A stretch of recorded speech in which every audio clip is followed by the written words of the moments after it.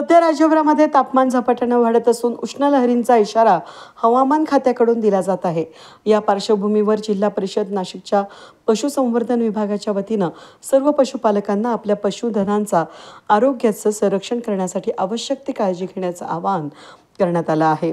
जिल्हा पशुसंवर्धन अधिकारी डॉक्टर संजय शिंदे यांनी दिलेल्या माहितीनुसार उष्ण लहरींच्या काळामध्ये पशुधनाचा त्रास, आजार आणि मृत्यू होण्याचा धोका वाढतो। त्यामुळे उपाययोजना अंमलात आणणं गरजेचं आहे। उष्ण लहरींमध्ये करावयाच्या या गोष्टी असून स्थानिक हवामानाचा अंदाज आणि दैनंदिन तापमानावर लक्ष ठेवावं, चारा आणि वैरणाचा पुरेसा साठा ठेवावा, पशुखाद्यांमध्ये आवश्यक क्षार आणि जीवनसत्वांची भर टाकावी, दुभत्या जनावरांना संतुलित आहार द्यावा, दुभत्या जनावरांचं सायंकाळचं दूध काढण्याचा वेळ टप्प्याटप्प्यानं किमान 1 तास उशिरानं ठेवावा, आधुनिक गोठ्यांमध्ये स्प्रिंकलरची सोय ठेवावी, इतरांनी जनावरांवर पाणी शिंपडावं आणि म्हशीच्यासाठी पाण्यात बसण्याची सोय करावी। शेतीसाठी वापरली जाणारी जनावरं दुपारी 12 ते 4 या वेळेत विश्रांतीसाठी ठेवावीत।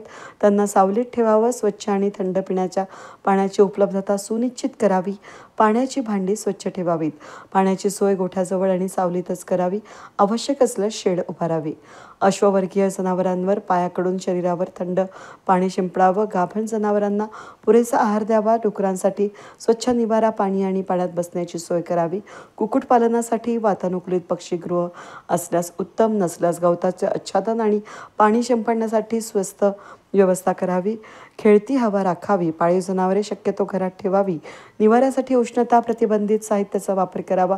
उष्ण लहरींमध्ये करू नयेत अशा गोष्टी, ज्या जनावरे उघड्यावर उन्हात बांधू नयेत, पाळीव प्राणी गाडीत बंद करून ठेवू नये, शेती कामासाठी जनावरे उन्हात वापरू नयेत, पिण्याच्या पाण्यासाठी फार दूर चालावे लागू नये याची दक्षता घ्यावी, जनावरांची गर्दी करू नये, दाटीवाटीने बांधू नये, भर उन्हात वाहतूक करू नये, ऊन असल्यास दुभत्या जनावरांचं दूध काढू नये, मृत जनावरे उघड्यावर टाकू नयेत।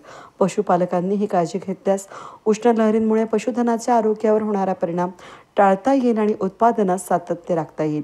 डॉक्टर संजय शिंदे यांनी सांगितलं की जिल्हा परिषद नाशिक पशुसंवर्धन विभाग सर्व पशुपालकांना या काळात आवश्यक ती मदत करण्यास सज्ज आहे। वेद न्यूजसाठी प्रतिनिधी चंदन खरे, नाशिक।